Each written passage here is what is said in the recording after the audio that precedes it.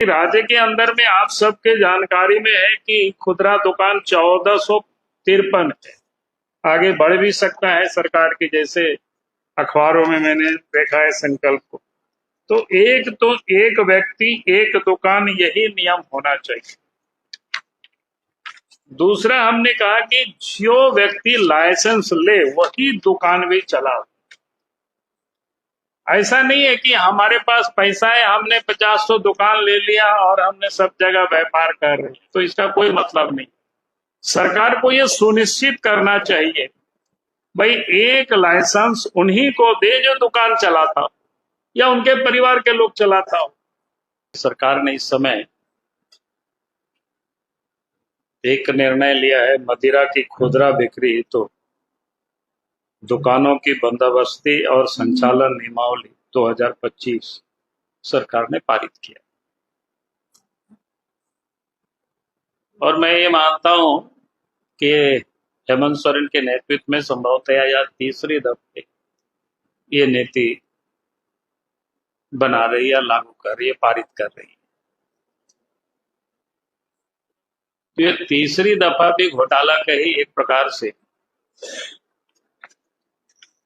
एक स्क्रिप्ट तैयार की जा रही है, क्योंकि इसमें जिस प्रकार से उन्होंने प्रावधान किया है नीलामी का, एक तो यूनिट और एक यूनिट में 1 से 4 दुकानें तक हो सकती है, इस प्रकार कैसा अखबारों में छापा है, आप ही सब लोगों ने छापा है। तो इस प्रकार के कोई एक व्यक्ति या एक समूह अर्थात कोई कंपनी अधिकतम 12 यूनिट तक वो ले सकते हैं। अगर इस हिसाब से आप जोड़ेंगे तो फिर कुल मिलाकर के ध्यान में आता है कि भाई कुछ लोगों को लाभ पहुंचाने के लिए, उपकृत करने के लिए ये सारे नियमावली इन्होंने पारित की।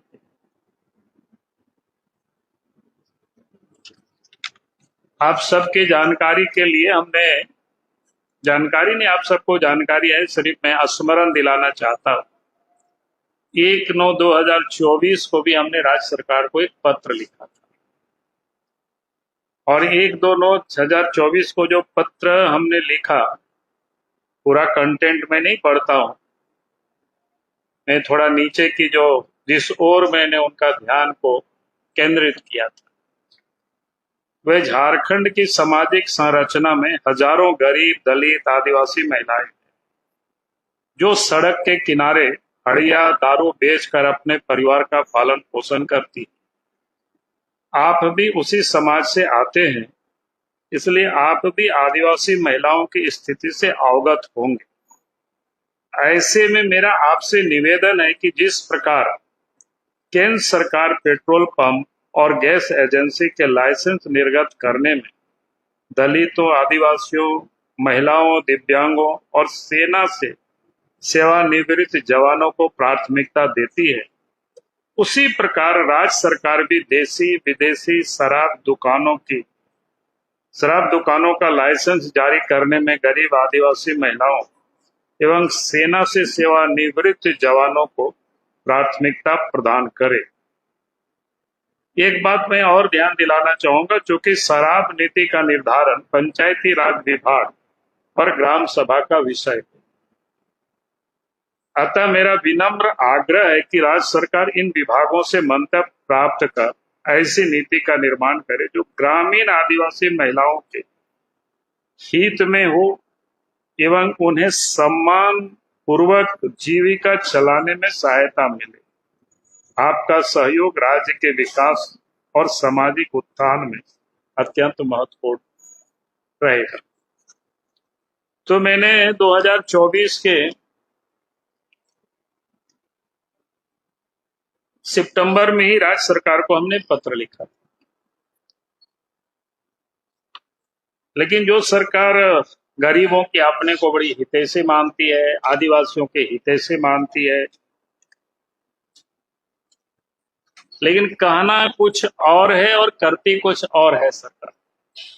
इसलिए मैं फिर से सरकार से मांग करता हूं भाई सरकार रोजगार देने की ये दिखावा नहीं करे, बल्कि रोजगार देने के लिए काम भी सरकार करे, ताकि सरकार जिस प्रकार से जो मॉडल तैयार की है अभी, वो क्या है कि चंद रसूखदार नेताओं के करीबी व्यापारी लाभ उठा पाएंगे। बेरोजगार युवा, छोटे उद्यमी और ग्रामीणों के लिए इसमें कहीं कोई जगह नहीं। आज तो नहीं, लेकिन मैं बता सकता हूं किन किन लोगों को लाभ पहुंचाने के लिए इस प्रकार की नीति बनी है। जब जरूरत पड़ेगी तो उस समय वो भी मैं बता दूंगा, लेकिन जितना मैं जानता हूं, इसलिए हम मांग करते हैं राज्य सरकार से, ये सबसे महत्वपूर्ण है कि एक तो दुकान की वो नीलामी करे, अच्छी बात है। एक व्यक्ति एक दुकान, यही होना चाहिए। इसमें कोई कंप्रोमाइज नहीं होना चाहिए। अगर वास्तव में राज्य सरकार चाहती है यहाँ के लोगों को रोजगार मिले, तो एक व्यक्ति या परिवार के लिए एक दुकान की नीति लागू हो, ताकि शराब व्यापार में भी समान अवसर और पारदर्शिता लाई जाए। आप सबके जानकारी में भी है कि गैस वगैरह भी या पेट्रोल पंप वगैरह भी कोई एक व्यक्ति को 2-3 शायद नहीं मिलता है। तो हमारा कहना है कि भाई सरकार जब कमीशन बेसिस पर ही होता है, उसमें कोई बहुत डिफरेंसेस नहीं है। इसमें से गवर्नमेंट का राजस्व, इसको कोई नुकसान नहीं होने वाला है। सिर्फ सरकार इसको ये नीति बनावे, क्योंकि राज्य के अंदर में आप सबके जानकारी में है कि खुदरा दुकान 1453 है। आगे बढ़ भी सकता है सरकार की, जैसे अखबारों में मैंने देखा है संकल्प को। तो एक व्यक्ति एक दुकान, यही नियम होना चाहिए। दूसरा, हमने कहा कि जो व्यक्ति लाइसेंस ले वही दुकान भी चलाओ। ऐसा नहीं है कि हमारे पास पैसा है, हमने 50 दुकान ले लिया और हमने सब जगह व्यापार कर रहे हैं, तो इसका कोई मतलब नहीं। सरकार को यह सुनिश्चित करना चाहिए, भाई एक लाइसेंस उन्हीं को दे जो दुकान चलाता हो या उनके परिवार के लोग चलाता हो। इतना तक तो चलेगा कि भाई परिवार के लोग चलाते भी हैं, लेकिन ये नहीं कि भाई बाबूलाल मारंडी किसी के नाम से लिया 10 और चला रहा है, तो मैं समझता हूं ये बिल्कुल अपराध है और ये नहीं होने देना चाहिए सरकार को। इसलिए हमने कहा कि जो लाइसेंस ले वही दुकान भी चलावे। आगे मैंने कहा कि दुकान संचालन में परिवार की प्रत्यक्ष उपस्थिति अनिवार्य हो। ये उसी से जुड़ा हुआ संबंध है। यानी आप दुकान चलाते हैं अपने नाम से और कोई और चला रहा है, यानी प्रत्यक्ष उसके परिवार के लोग चला रहे। अगर बाप के नाम से है तो बेटा बैठ सकता है, पत्नी बैठ सकता है, पत्नी के नाम से पति बैठ सकता है, बेटा बैठ सकता है, ये सब चलेगा जो जितना होता है परिवार के सदस्य के रूप में। तो यानी वही लोग संचालन करे, दुकान में मौजूदगी वो दिखाई पड़े। फिर हमने कहा कि भाई अधिसूचित जो क्षेत्र है झारखंड में, जिसको क्या कहते हैं एरिया, शेड्यूल्ड एरिया, तो शेड्यूल्ड एरिया में आबादी के प्रोपोर्शनेट एसटी को ही दुकानें मिलना चाहिए, आबादी के प्रोपोर्शनेट। ये सरकार को सुनिश्चित करना चाहिए।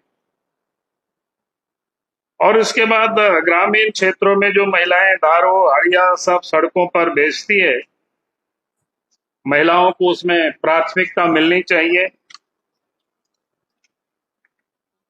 तो ये पूरे विषय है, ताकि